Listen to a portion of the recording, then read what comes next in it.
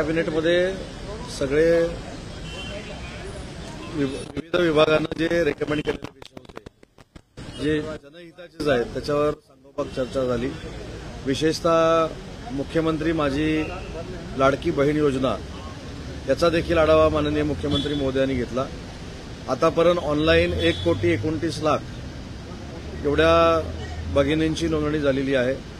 युवा कार्यशाळा जी आमची योजना आहे त्याचा देखील आम्ही आढावा घेतला आणि मला असं वाटतं की दोन्ही योजनांचा आढावा घेतल्यानंतर आमच्या असं लक्षात आलेलं आहे की अतिशय उत्स्फूर्त प्रतिसाद या योजनांना मिळालेला आहे आणि या योजनांमुळे नक्कीच आर्थिक स्तर या सगळ्या घटकांचा वाढणार आहे। सर, मिटकरीवरती हल्ला झालेला आहे। मनसेच्या लोकांनी त्या बैठकीमध्ये उद्योग समिती आज आमची कॅबिनेट सब कमिटीची बैठक झाली। या कॅबिनेट सब कमिटीमध्ये अनेक उद्योजकांना जो इन्सेंटिव्ह द्यायचा होता किंवा बेनिफिट्स द्यायचे होते त्याच्यावर माननीय एकनाथजी शिंदेसाहेब, माननीय देवेंद्रजी, अजितदादा, उद्योग मंत्री म्हणून मी असेन, आमच्या सगळ्या समितीची सांगोपात चर्चा झालेली आहे। उद्या या संदर्भात मी स्वतः पत्रकार परिषद घेणार आहे, प्रेस कॉन्फरन्स घेणार आहे आणि नक्की आजच्या कॅबिनेट सब कमिटीमध्ये किती हजार कोटीचे प्रकल्प हे महाराष्ट्रामध्ये आलेले आहेत आणि किती हजार बेरोजगार तरुण आणि तरुणींना रोजगार मिळणार आहे आणि भविष्यातल्या महिन्याभरामध्ये अजून किती प्रोजेक्ट हे पाईपलाईनमध्ये आहेत त्याची सविस्तर पत्रकार परिषद मी उद्या घेणार आहे। मिटकरीवरती हल्ला झालेला आहे, मनसेकडून हल्ला करणार कसं बघताय?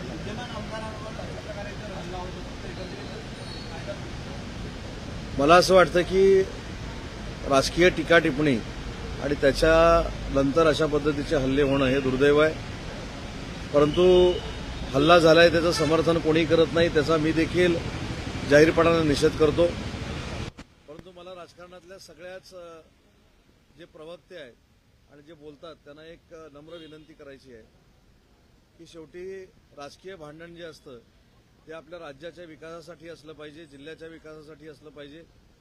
ज्या पद्धतीनं सध्या सकाळी 9:30 वाजल्यापासून बदनामी आणि टीका टिप्पणी होत राहते, काहींना असं वाटतं की तसं बोलल्यामुळेच प्रसिद्धी होते, त्याच्यामुळे असे प्रकार घडतात आणि असे प्रकार घडू नये यासाठी प्रत्येकानं दक्षता घेतली पाहिजे। आणि विशेषतः हा जो हल्ला झालेला आहे विधान परिषदेतील आमदार मिटकरींवर त्याचा मी जाहीरपणाने निषेध करतो। आज जिस तरीके से हमला हुआ है संजय राऊतांनी आरोप केलेले आहेत का वेशभूषेमधून अजितदादा अमित शहाना भेटायला जातात हे चुकीचं आहे, त्याला तर सुरक्षेचा विषय आहे आणि टीका केलेली आहे। एक तर प्रश्न असं पडतो की सरकारनं घेतलेल्या कुठच्या निर्णयावर ते टीका करत नाहीत किंवा सरकारमधल्या कुठच्या नेत्यावर ते टीका करत नाहीत। एक फार मोठं प्रश्नचिन्ह तुमच्या समोर जसं आहे तसं माझ्या समोर देखील आहे आणि दर दिवशी ज्या पद्धतीनं ते आमच्या नेत्यांवर टीका करतात त्यातलीच आजच्या दिवसातली ही टीका आहे।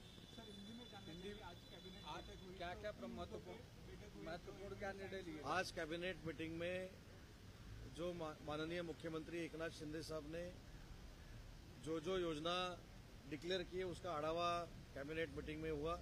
उसमें मुख्यमंत्री माझी लाड़की बहन योजना, युवाओं के लिए जो कार्यशाला की योजना है स्टाइपेंड की, उसका भी हमने रिव्यू लिया और रिव्यू लेने के बाद एक फाइनल हो गया कि इसको जो प्रतिसाद है वो अच्छी तरह से महाराष्ट्र के हर गांव में मिल रहा है, हर शहर में मिल रहा है और ये जो योजना है वो सक्सेस है। आज जिस तरीके से मेटकरी पर हमला हुआ उसको आप कैसे देखते हैं? नहीं, उसका मैं जाहिर निषेध करता हूं और राजनीति में बोलना ये भी व्यक्ति स्वातंत्र है, लेकिन कैसे बोलना चाहिए इसका भी अभी ट्रेनिंग कई लोगों को लेना चाहिए। 9:30 बजे से जो बदनामी और टीका शुरू हो जाती है उसका ही आदर्श बहुत लोगों ने लिया है। जो हमला हुआ है वो निषेधार्थ है और उसका मैं निषेध करता हूं। आज उद्धव ठाकरे ने आज कहा कि अजित पवार भेष बदलकर अमित शाह को मिलने के लिए गए थे, उसके बारे में क्या कहना चाहेंगे? नहीं, हर दिन में हमारे जो 3 नेता है उसमें शिंदे साहब है, देवेंद्र जी है और अजित दादा है, उनके ऊपर हर दिन में एक बार टीका करना अभी उनका धंधा बन गया है इसलिए आज के दिन की अजीत दादा के ऊपर की वो टीका है। आज उद्धव ठाकरे ने जिस तरीके से मराठा नेताओं के साथ मीटिंग की, मीटिंग के बाद उन्होंने कहा कि अगर मराठा आरक्षण मिलता है तो वो सरकार के साथ खड़े हैं। लेकिन अब कुछ लोग सवाल खड़ा कर रहे हैं कि जारंगे पाटिल जिस तरीके की मांग कर रहे हैं कि ओबीसी में से दे, उस पर उद्धव ठाकरे चुप हैं। मेरा भी सवाल वही है कि मराठा समाज को ओबीसी से आरक्षण देना चाहिए, यस और नो। इसका लिखित स्वरूप से आंसर जवाब उनको देना पड़ेगा, क्योंकि अभी विधानसभा की निवडणूक इलेक्शन आगे देखकर ओबीसी भी हमारे हैं और मराठा समाज भी हमारा है, ये दिखाने की जरूरत नहीं है। जो जारंगे पाटिल ने, मनोज जी ने सवाल पूछा है उसका जवाब देना क्रमप्राप्त है। हमने पहले ही बोला है कि मराठा आरक्षण टिकने वाला हमको देना है और जो हमारे ओबीसी बांधव है उनका कुछ भी हमको कम नहीं करना है।